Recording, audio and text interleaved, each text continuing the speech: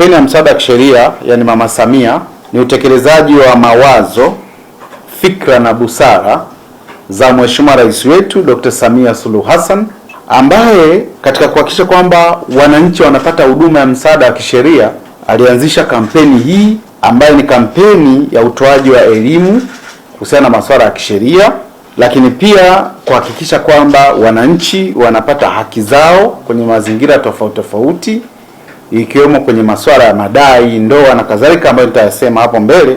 Lakini pia kupitia wizara yetu ya Katiba na Sheria, Mheshimiwa Rais alitupa maelekezo hayo kwamba kupitia programu hii ambayo inaitwa kwa jina lake, na watu wanaweza kujiuliza kwa nini inaitwa kwa jina lake, kwa sababu ni champion wa masuala ya haki, lakini pia ni mama ambaye na ni rais ambaye yeye aliona kwamba Watanzania walio wengi wanakosa kupata haki zao kwa wakati, na wengine wanashindwa kupata misaada ya kisheria, na wengine wanakosa haki zao pengine kwa kutokujua tu sheria.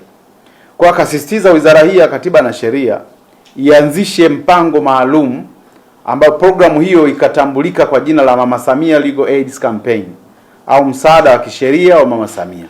Jumamosi tarehe 20 Juni 2026 kuanzia saa 1 asubuhi katika viwanja vya maonyesho ya Dole, wilaya ya Magharibi A, mkoa wa Mjini Magharibi, Unguja, ndo tukio hili linakwenda kufanyika.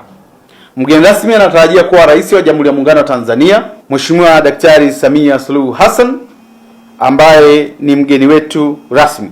Lakini sambamba na hilo, tunaye pia Mheshimiwa Dr. Hussein Ali Mwinyi, ambaye rais wa Zanzibar na mwenyekiti wa Baraza la Mapinduzi, naye atakuwepo kwenye uzinduzi huu wa msaada wa kisheria awamu ya pili ambao unafanyika kule Zanzibar. Namshukuru sana Mheshimiwa Waziri wa Sheria Zanzibar, Mheshimiwa Harun Suleiman Mwalimu, ambaye maandalizi yamekamilika kwa kiwango kikubwa.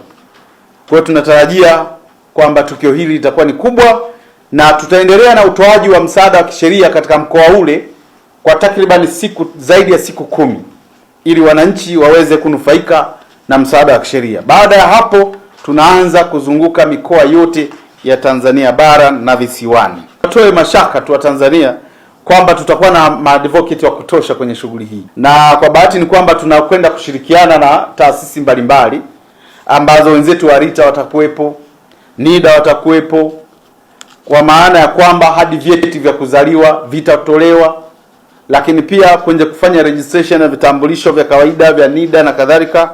Awamu ya kwanza Mama Samia Legal Aid Campaign ilikuwa ni rasharasha tu. Safari hii ndio picha lenyewe, na picha lenyewe linakuja